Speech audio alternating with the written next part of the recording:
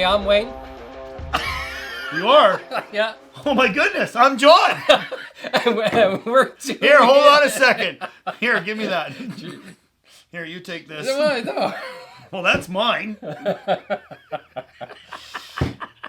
to Two Wheeling. Here at Two Wheeling, we're all about motorcycles and the motorcycle industry. Right. Hey, Wayne. Yes. On today's Are topic. you sure? Yes. Okay, good. I think I remember that you're actually Wayne. Okay, good. Today, I think we have 3 things every new rider should know. 3, eh? Well, okay. Well, top there's 3. many more, but middle 3, bottom 3. Let's go 3 that maybe. Keep it simple. There's a lot of videos out there about this, but we're gonna kind of mix it up a bit and sure. Keep it simple. We're gonna maybe talk about 3 things that aren't quite your normal topics that new riders should know. Okay, good. So what do we got? What do you think number 1 is? Tell me. Well, we've talked about this, so we did talk about it. Well, we're not supposed to tell them out there that we talked about it first. Sure, but I think they figured it out. I think one of the key things is that a lot of times we'll put money together. We spend a lot of time focusing on the bike. Yep. We want to buy. Yep. For whatever reason that is, and we'll get into that. But we don't always think about the gear that you need. Ha! The all right. Proper gear when you start riding a motorcycle. Right. So you've decided you're going to buy a bike. Yes. You're just set. You're buying a bike. Yep. And because your buddy's got one, your friend's got one, you love this on YouTube, you've done your research. Price of gas is yep. is almost $6 a gallon. Checklist. Got the checklist out. $2.50 a liter in Canada. Yeah. You just start checking it all off. I'm getting a bike. I don't care what anybody says. That's it. My girlfriend rides. How about that one? Sure. She rides a bike. I'm sick every Sunday when she says I'm going riding, and I'm not going. And I'm like, I'll watch her go out the driveway. I think that's maybe not such a good idea. Yeah, that's right. But I better get a bike. Okay, so now I've decided I got a bike. But no, before you do that. The gear. Gear. Okay, come on now. Let's start with the helmet. The helmet's really important. It fit. When you go and get a helmet, there's so many guys will say, it should be like loose in there, No. or that's too tight, or you know what? Comfort. I think the good rule of thumb, unless you're a Grand Prix rider or you're doing track days, the helmet has to be comfortable. It has to be, there's got to be good vision. And some helmets now have, you know what I like is I like the built-in sunshade. Yep. You know, I like that because if you're wearing glasses, hold on a sec. These are my favorite pair. I don't know. I don't. It took so long to find these. And they were right here in your shop the whole time. That's right. So, when you put these babies on, and you're like, you got the sunshade in, nobody knows you're wearing these. That you're wearing baby glasses. And that you can go, hey, woo-hoo. These are it. No, just kidding. Put the regular eyeglasses on 4th to the 10th power. Yeah.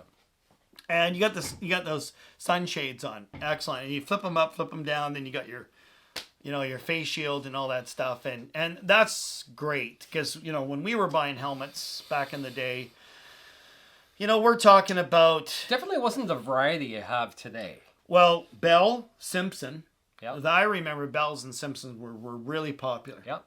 And I don't remember either one of them being that comfortable.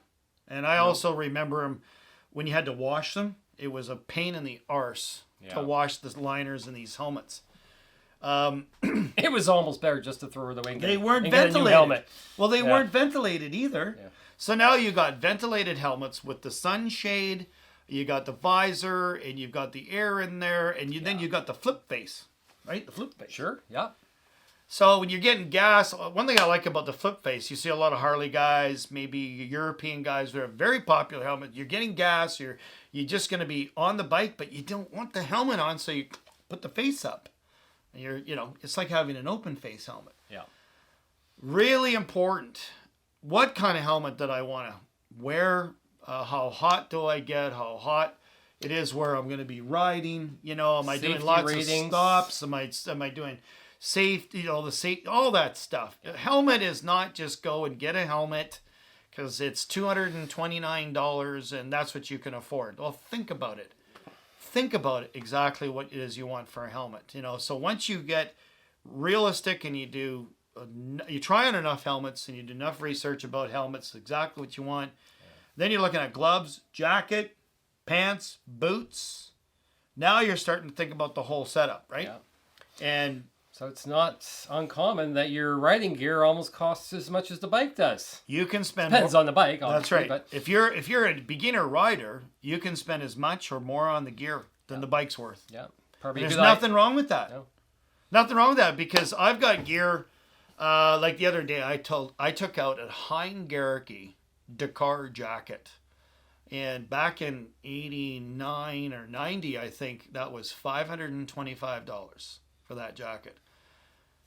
Still one of my favorites today. It's in there. I wear it once in a while, and that's the reason why so many of us that have been riding for so long, I think if you look at our closets and even somewhere that are hidden, because you're trying to hide what you've spent on motorcycle gear, we've got 7 or 8 jackets. Yeah. Because of where we're going, how far we're going. And then you always have the jacket that can do everything, and you'll put up with maybe a little bit too hot. Yeah. But it's ventilated, high protection, high visibility. Yeah. That's the one you're going to take touring. Yeah, and right? people live different parts of the country. So here we're on the Pacific North coast. Yep. We got a lot of rain, so Exactly. nice, warm, dry summer. So you have multiple pants, multiple So jackets. if you're going to buy a motorcycle, if you want to ride through the seasons, right? But if you're going to buy a motorcycle, yeah, and you decide on a jacket, you probably should get a jacket that's good for all the seasons. Zip out liner, some ventilation, good protection, good visibility, all of that stuff. And there's so much now in the market like that we never had before. Yeah. Okay. That's expensive stuff. But usually with that expense, you do again quality. You'll get that quality. You'll have zippers. If you take care of that equipment, it'll last you for many years. Zippers are very important. How many times I have seen a jacket high priced and they got these zippers. It looks like it's like your pants of, maybe your pajamas. This zipper belongs on my pajamas, not my motorcycle jacket. Or your grandmother's Komodo. Well, do they have zippers? I don't know. I don't think so. I don't think we should talk about grandmother's Komodo.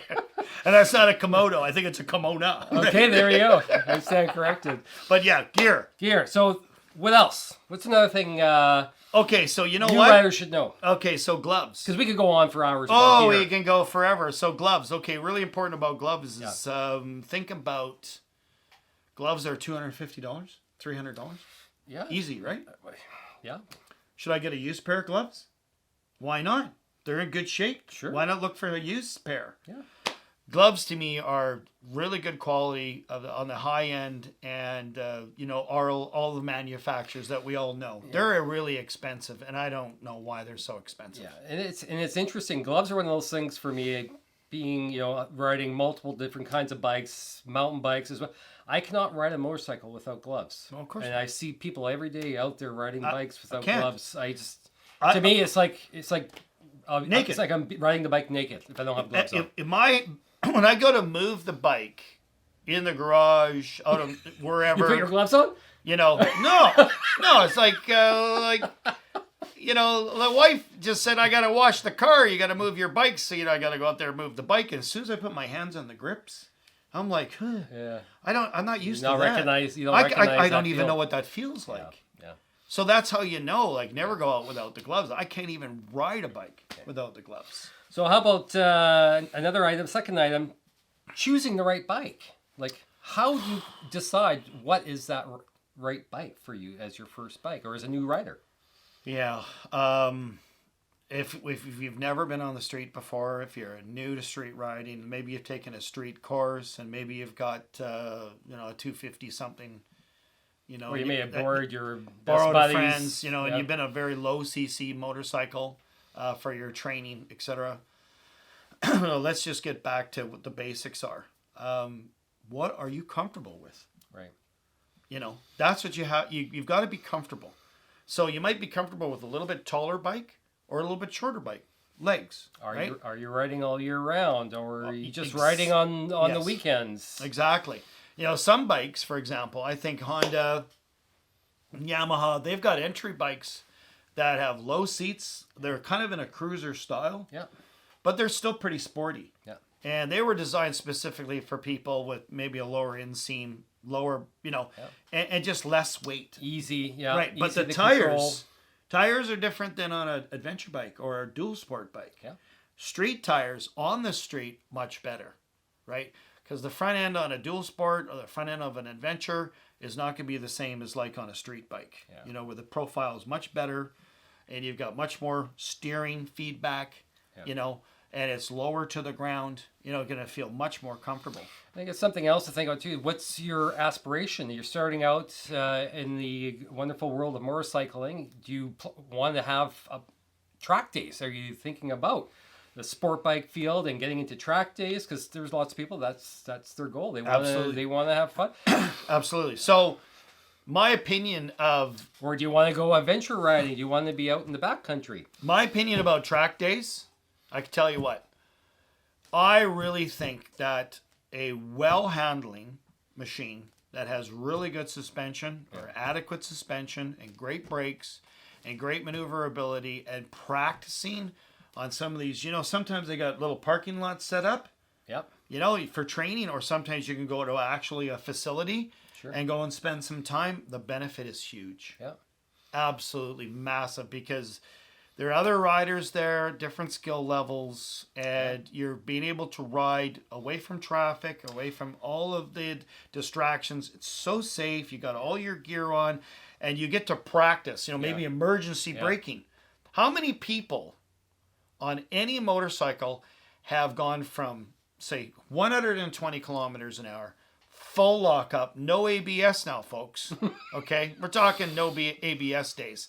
So let's say we're on a bike and we bought one, it has no ABS, and you've locked it up fully, and the obstacle is still in front of you. Yeah. And you now have to disengage the brakes and make a maneuver around that vehicle. On the racetrack or at a practice facility like that, you get to surge up at speed and then grab the brakes, get that bike just hunkering down hard, and then you get to let go and make a turn. Yeah. And what happens is this occurs over and over in your mind. So if it does happen out on the street, it's memory. So, one thing on that, as a safety note to new riders out there, think about. I think there's a bit of a misconception out there. Bikes are on two wheels. They do it, even though they can accelerate and handle really quickly. They actually don't brake very quickly. No.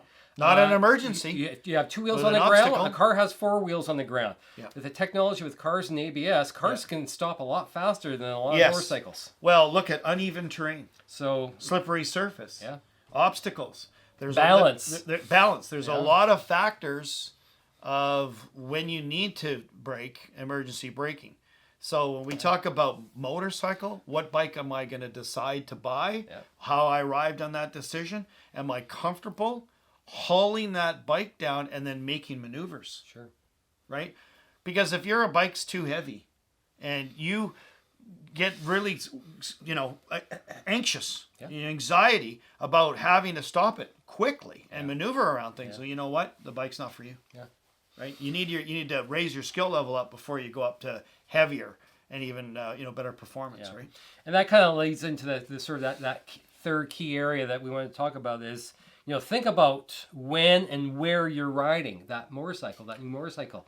So again, are you, riding, commuting to work? That's a big one. Are you commuting to work every day? That's a big one. Are you just a weekend warrior and heading out to the hills or the canyons? Yeah. Okay. So, big one. Where you're going to ride, and what you're going to ride.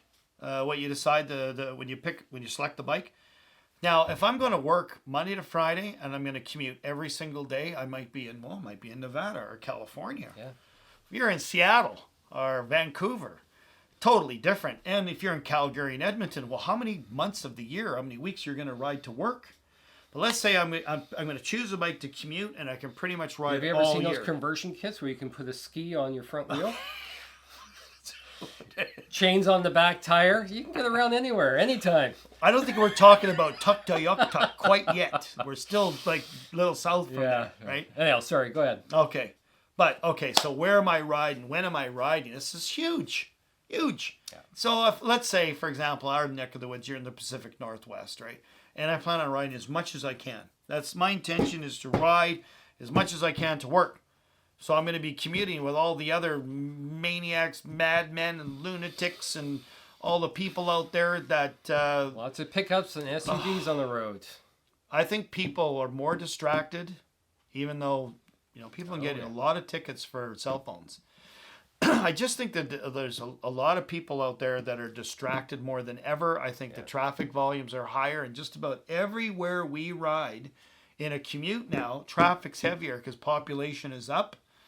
And so there's a lot of people out there that not paying attention, or people that are aggressive. So that multitasking. That raises a serious question on the bike that you decide to ride. Yeah. What's a great commuting bike?